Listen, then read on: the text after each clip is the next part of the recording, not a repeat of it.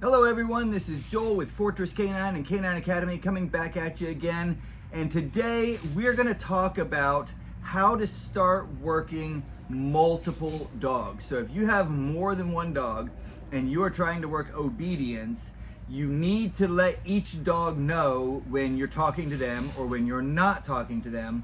And a lot of people really struggle with this. I just had a client who has two of our dogs and she's trying to get them to do different things, and she asked for me to give her a rundown on exactly how to build this up so that as she's working each dog, they don't both respond. She made the mistake of having them both just respond to commands, right? Let's go, they both come running. Wait, they both wait. But now she's wanting to start doing things with one dog and having the other dog do something different, and she was really struggling with that. So I walked her through it. There's actually a 15-minute video up on our YouTube channel with one of the drills that I did with her, but I wanted to do a step-by-step process with you guys so that if you have more than one dog and you're trying to get them to do commands by name individually and not always doing the same thing, this is how we go through it. All right, step one is we start with what I call table drills. All this is some kind of platform off the ground. It could be the back of a pickup truck, drop the tailgate, put them both up on the tailgate, and work them there. It could be an actual table, it could be some kind of other platform. It needs to be big enough that they can comfortably lay and sit and lay and sit. But it doesn't need to be gigantic. You want them off the ground a little bit for two reasons. One is it adds just a little bit of stress to most dogs. And the obedience drill that we're going to be working actually reduces that stress that they're feeling while they're up there. So we call that one stress relieves the other. You can use a mild stressor when you're introducing something new to a dog, and it actually helps them learn it faster because the stress of the new thing that they're learning actually relieves the stress that they're under, and vice versa, and it progresses their training a little faster. Okay, so how do we do a table exercise?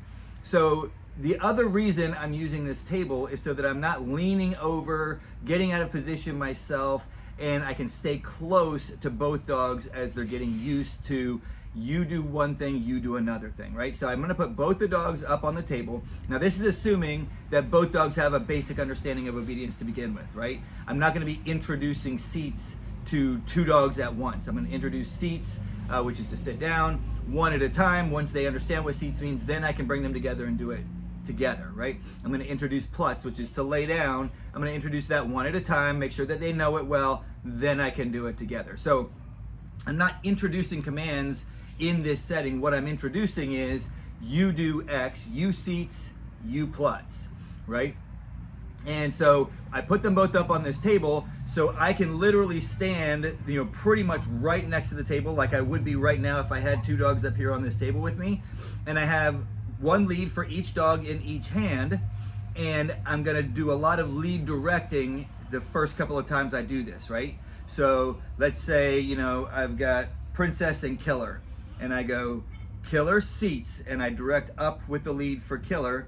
Killer good seats, Princess good Plutz. Now if Princess starts to seats when I'm directing Killer up, I'm just gonna use the lead and bump her back down into her position, right? And then I'm gonna praise her when she's Plutzing, good Plutz Princess. Killer good seats, okay, Killer Plutz, and I'm gonna direct Killer down into a Plutz. Princess seats, and I'm gonna direct Princess up into a seats. If Killer tries to get up into a seats, I just bump him down. And I wanna randomize this though. I don't want it to be you up, then down, then up, then down, right? I want it to be up, up, down, down, up. I just mix it up, right? I don't want to start setting patterns when I do this because the dogs just start following the patterns rather than actually listening. But that's how I'm going to start this off. It's going to be basic sit Plutz drills, so sit and lay down.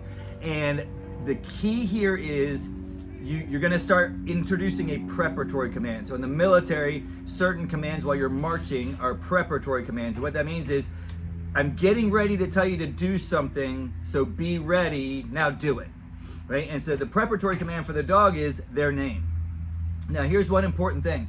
Never make the dog's name a recall, because if you have multiple dogs and you're trying to get a dog that's at a distance to jump up on a platform and you say their name and you've made their name a recall, they come running to you, and now you've got to walk all the way back out there and put them where they're supposed to be.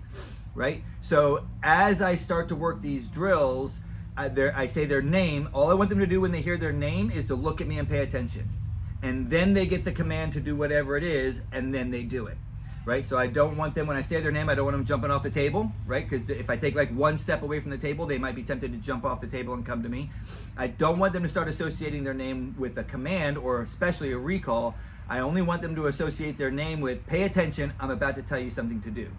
Now, another thing that you may have to start doing, and especially as you begin adding distance into this, is you need to give both dogs commands every time.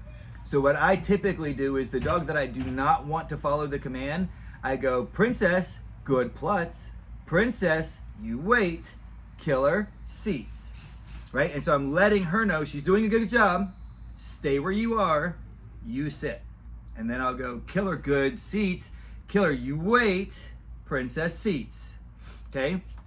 And so you have to start including their names. Now, when you have multiple dogs, one of the things you can do that's not a problem is you can still give group commands without their names. Just understand that whenever you give the group command, you expect everybody to do it. When I give a specific dog by name a command, then I only want that dog to do it, right? And then as you do this, we start moving on to the ground. Once they're on the ground, weight commands and things like that are a little bit more challenging, but if you're working your down stay exercises on the ground already, this shouldn't be too much of a problem. And then you can start recalling them one at a time.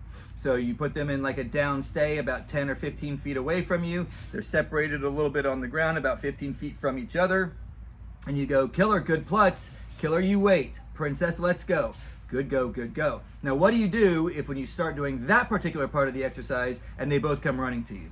What I do is I ignore the dog that came when they were not supposed to.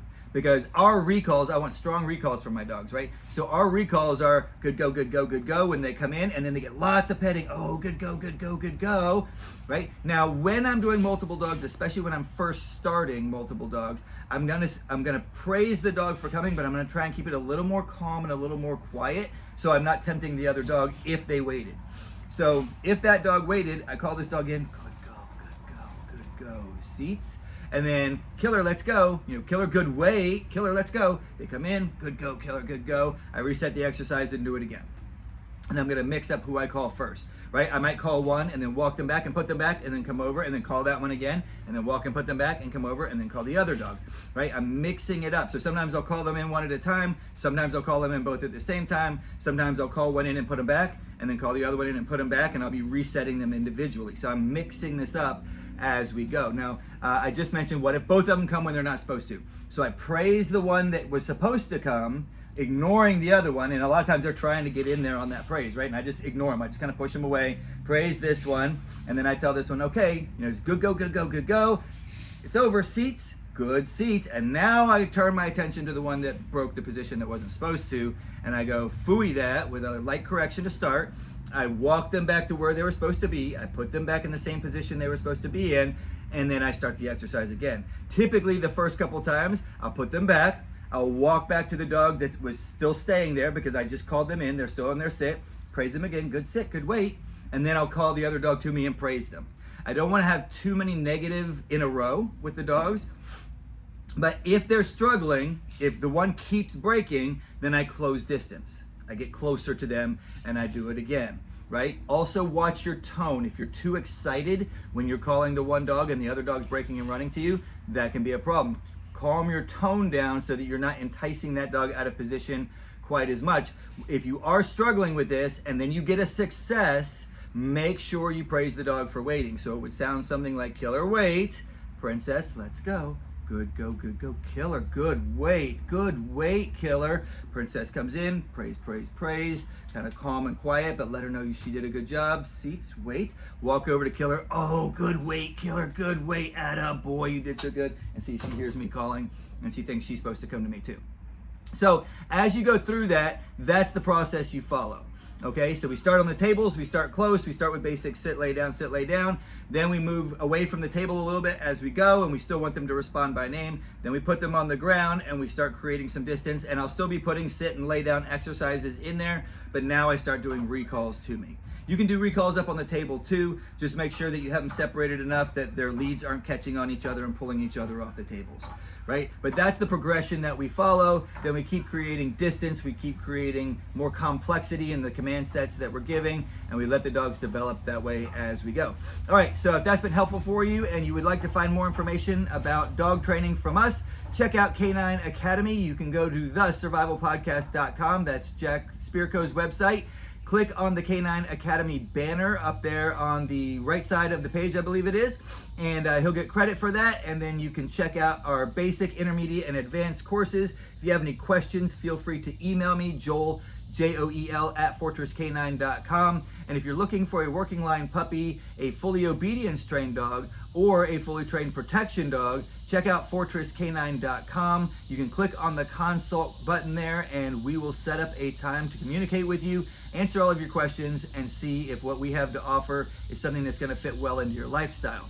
Until next time, remember to train hard and stay safe.